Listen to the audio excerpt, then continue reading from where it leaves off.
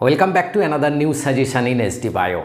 দেখো, মাধ্যমিক ইতিহাসের প্রশ্নপত্র বা পরীক্ষা মানে একটা বড় ভীতির ব্যাপার, একটা টেনশানের ব্যাপার। কারণ প্রতি বছর যেভাবে প্রশ্নপত্র হয় তাতে কিন্তু সাজেশন লাগানো খুব কঠিন হয়ে যায়।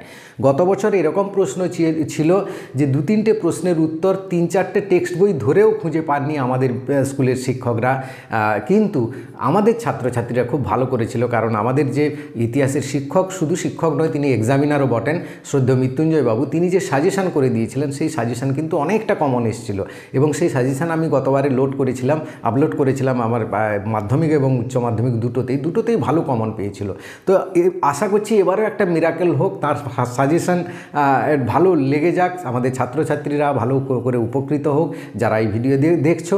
এবং ইতিহাস পরীক্ষা নিয়ে বলে দিই, যদি প্রশ্ন কমন না লাগে, বিশেষ করে বড় প্রশ্ন 4 নাম্বার বা 8 নাম্বারের প্রশ্নগুলো, তোমরা কি করবে, প্রশ্ন ছেড়ে আসবে না।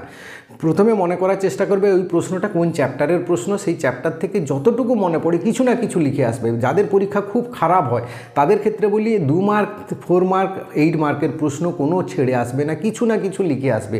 তাতে অন্তত তোমাকে পাস করানো যেতে পারে, বা পরীক্ষক যদি ইচ্ছে করেন কিছু 2 করে দিয়ে পাস করিয়ে দিতে পারেন। তো প্রশ্ন ছাড়বে না। কিন্তু আমি পিডিএফটা শেয়ার করতে পারছি না আজকে, যে তোমাদের সাজেশনটা দেবো, তার কারণ আমার গুগল ড্রাইভে আর শেয়ার করার মতো জায়গা নেই। তাই তোমরা কি করবে, একটু কষ্ট করে স্ক্রিনশট নিয়ে নাও এবং এই 2 দিন ভালো করে প্রশ্নগুলো একটু রিভিশন করে যাও, বিশেষ করে বড় প্রশ্নগুলো। দেখবে এর থেকে কিছু না কিছু কমন পেয়ে যাবেই তুমি। হ্যাঁ, তো চলো আমরা দেখে নিই এবার। তো চ্যানেলে নতুন হলে চ্যানেলটা অবশ্যই সাবস্ক্রাইব করে রাখবে এবং ভিডিওটি সবাইকে শেয়ার করে দেবে।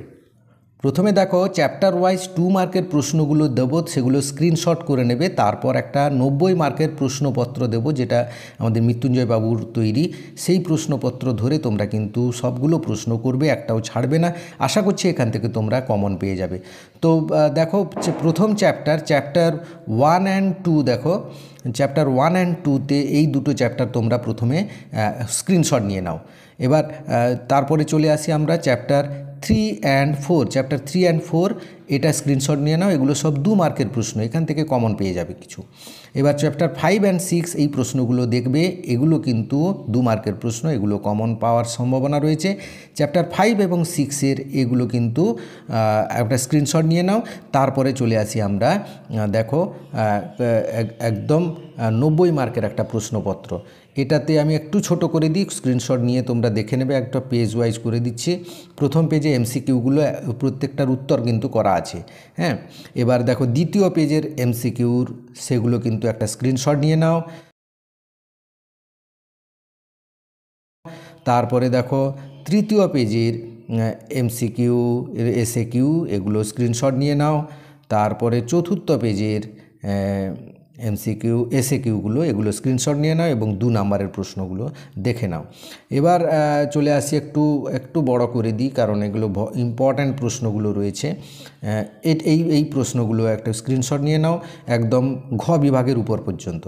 তারপরে দেখো ঘ বিভাগ, এইগুলো 4-এর দাগের 4-7 পর্যন্ত স্ক্রিনশট নিয়ে নাও।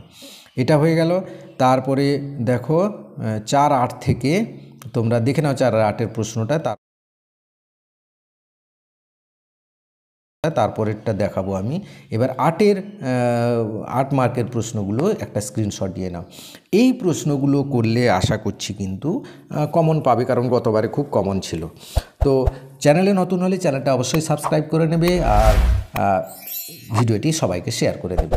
Thank you for watching.